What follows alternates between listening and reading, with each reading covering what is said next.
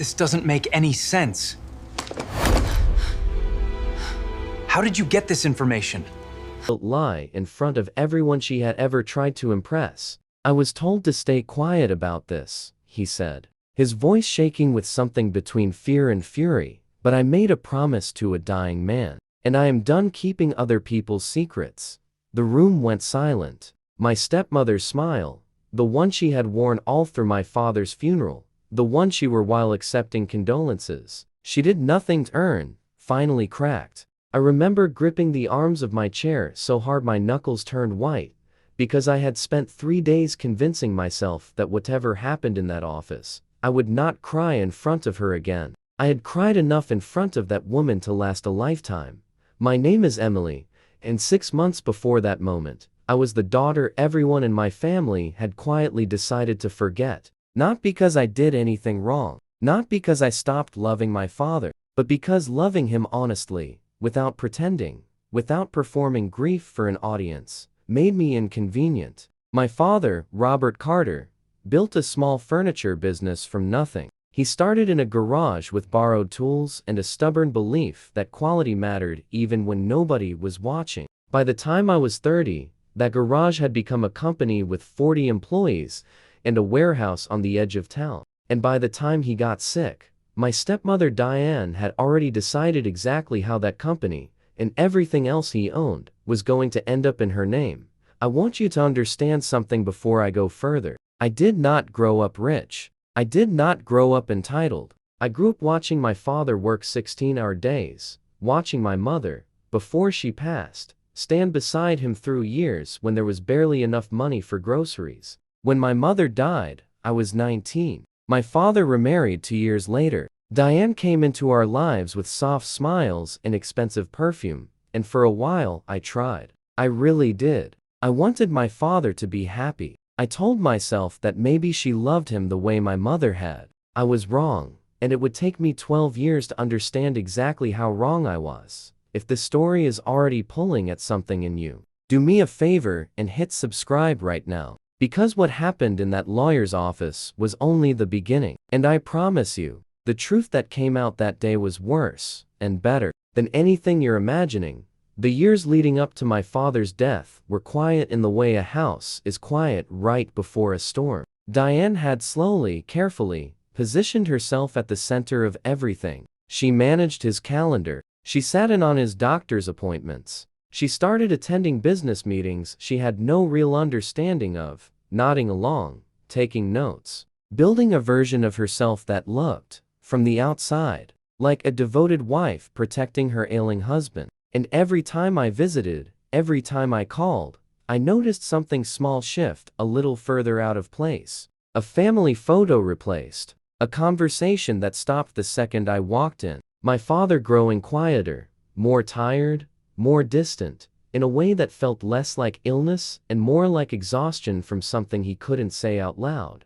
"Dad, are you okay?" I asked him once, sitting beside his hospital bed after his first major surgery. His hand was thin in mine, the hand that used to lift entire dining tables by himself. He looked at me for a long moment, like he wanted to say something important, something that had been sitting on his chest for months. Then Diane walked in with his water and his pills, and whatever he was about to tell me disappeared behind a tired smile. "I'm fine, sweetheart," he said instead.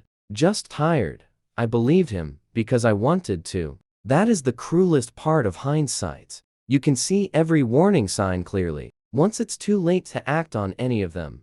My stepbrother, Diane's son from her first marriage, a man named Tyler, who had never worked a single day at my father's company, started showing up more and more often. He'd sit in my father's office with his feet up on the desk, talking about the future of the business, like he had any right to one. My father never gave him a title, never gave him authority. But Tyler acted like inheritance was already settled, like the paperwork was just a formality waiting to catch up to what he already believed was his. I remember the first time he called it, "our company," in front of me. I laughed, actually laughed, because it was so absurd. Nobody else in the room laughed with me. That should have told me everything. The final years were the hardest. My father's health declined slowly, then all at once. the way these things often do. I visited every week I could, sometimes driving 2 hours after work just to sit with him for an hour before driving back.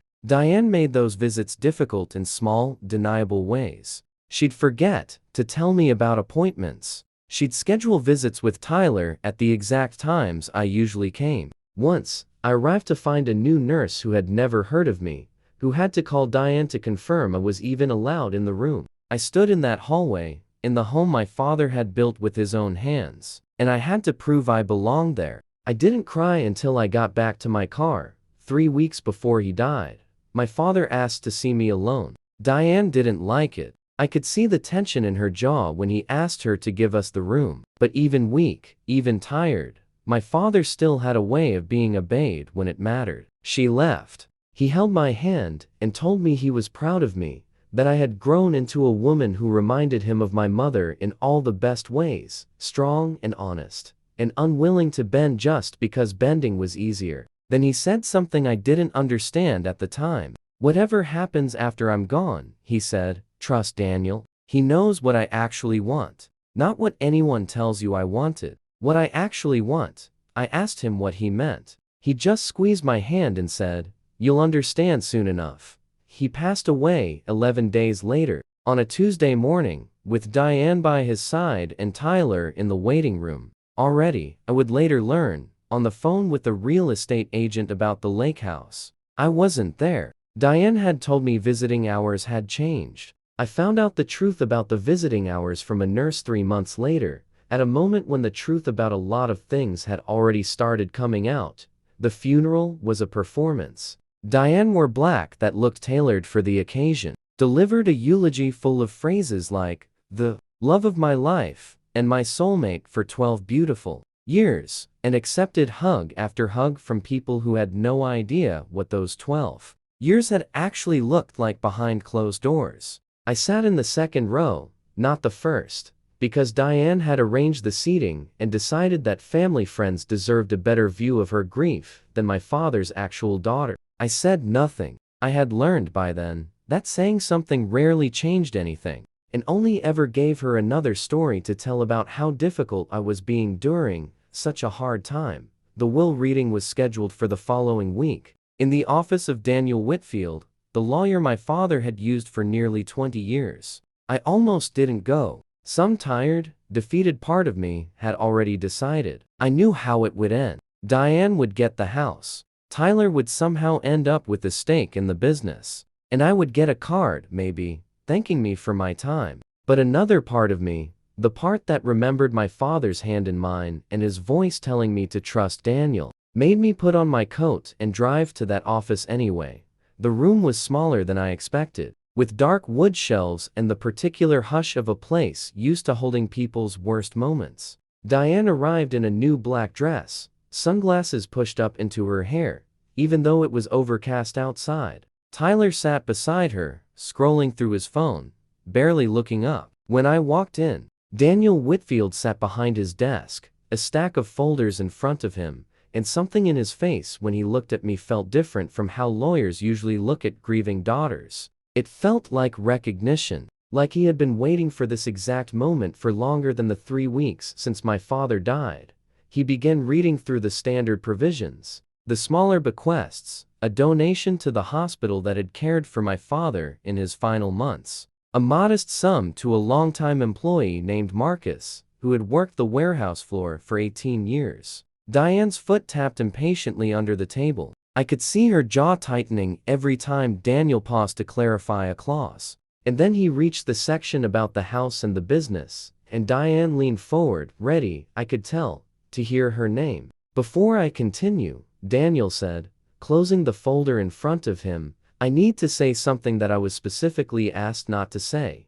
Diane's smile faltered for just a second. "Your father came to see me 4 months before he passed. Alone. Without you, Diane. Without you. Tyler. He came to my office on a Tuesday afternoon, and he told me he had discovered something that changed everything about how he wanted his estate handled." The room felt colder suddenly. Diane's voice cut through, sharp and controlled. "Daniel, I don't think this is the time for dramatics. Just read the will." He looked at her, and for the first time in the meeting, his voice hardened. "I was told to stay quiet about this," he repeated. "But I made a promise to a dying man, and I am done keeping other people's secrets."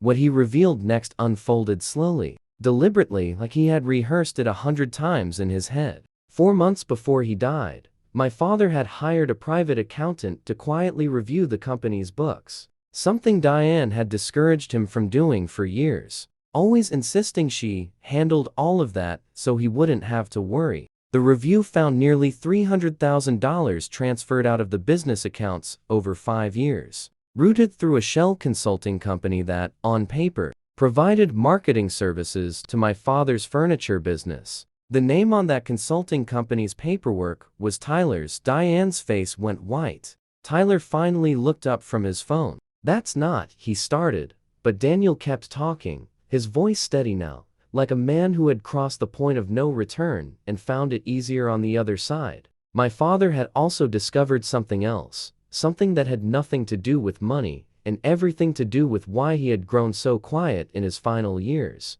Diane had been telling him, for over a year, that I didn't want to visit anymore, that I was too busy, that I had said cruel things about his illness being inconvenient for my schedule. She had shown him messages, supposedly from me, that I never sent. She had answered his phone when I called and told him I said I'd call back later, then never passed along the message. My father spent the last year of his life believing his daughter had grown distant, cold, uninterested in him, and it had broken something in him long before his body gave out. He cried in my office," Daniel said, and his voice cracked slightly on the word cried. "A grown man, a man I'd known for 20 years, sat in that chair and cried because he thought his own daughter had stopped loving him. And then, 3 weeks later, Emily called my office asking to schedule a visit, completely unaware anything was wrong, and I understood exactly what had been happening. My hands were shaking in my lap. I hadn't known any of this. I had assumed the distance came from illness, from exhaustion, never once imagining it had been manufactured, piece by piece, by someone sitting 3 feet away from me right now." Diane tried to stand up, tried to say this was slander, that Daniel had no right, that she would be speaking with her own lawyer immediately. Daniel didn't flinch. "Your husband recorded a conversation with his accountant and with me, discussing exactly what he found," he said. "He gave me explicit instructions, in writing, witnessed and notarized, about how he wanted his estate divided if what he suspected turned out to be true. I was told not to reveal any of this unless it became necessary to protect his actual wishes from being buried by people more interested in appearances than in the truth. It has become necessary." What followed was the part of that afternoon I still think about most. Not because of what it meant financially, though it meant a great deal, but because of what it meant about my father, about the fact that even sick, even exhausted, even betrayed by people he trusted, he had found a way to make sure the truth outlived him. The company, restructured to remove any ownership stake tied to Tyler's shell consulting arrangement, was to be transferred into a trust with me as the primary beneficiary and Marcus, the warehouse employee who had spent 18 years earning my father's trust the honest way, named as operating manager. The house, the one Tyler had already been quietly discussing with the real estate agent, was left to me as well, with the clause specifically noting my father's wish that it remain in the family. With the daughter who never once asked me for anything, and gave me everything, Diane received a fixed sum, the amount specified in their prenuptial agreement, nothing more. My father had apparently updated the language around that agreement in his final months as well, closing a loophole she had been quietly exploiting for years. Tyler received nothing beyond what the law required. As restitution, discussions began regarding the missing funds. Daniel informed them, calmly and clearly, that my father's estate would be pursuing recovery of the embezzled money, and that the documentation supporting the claim had already been forwarded to the appropriate authorities the week before this meeting even took place. Diane's performance finally broke completely. She screamed that this was a betrayal, that she had given him 12 years of her life, that she deserved more than a payout like some kind of employee. Daniel let her finish before responding, quietly, in a voice that somehow carried more weight than her shouting. He knew exactly what he was doing when he wrote this, he said. He wasn't punishing you out of spite, Diane. He was protecting the one person who never lied to him. Tyler stormed out first. Diane followed a moment later, her heels echoing down the hallway. The sound of a story finally running out of road. I sat there for a long moment after they left, alone with Daniel, trying to process everything I had just heard. He slid a folder across the desk toward me, a letter, handwritten, my father's uneven handwriting from his final weeks when his hands had started to shake. I didn't read it there. I couldn't. I held it in my lap and asked Daniel the only question that mattered to me in that moment. Why didn't he just tell me himself? Daniel looked at me with something like sympathy and something like respect. He tried, he said, more than once, from what he told me. But every time he got close, he said, he'd think about how it might sound. An old man accusing his wife of turning his daughter against him, and he'd lose his nerve. He didn't want you to think he was choosing sides in some petty family fight. He wanted the truth to come from evidence, not accusations. He wanted you to know, without any doubt, that he had never stopped loving you, and that he had made absolutely sure the truth would find you, even if he couldn't say it to your face. I read that letter alone in my car in the parking lot, and I will not pretend I didn't sit there for almost an hour before I could drive home. In it, my father apologized for every visit he pulled away from, every phone call he let go to voicemail, every quiet moment of distance he now understood had been engineered by someone he trusted with his whole heart. He wrote that discovering the truth had been the most painful thing that happened to him in his final year,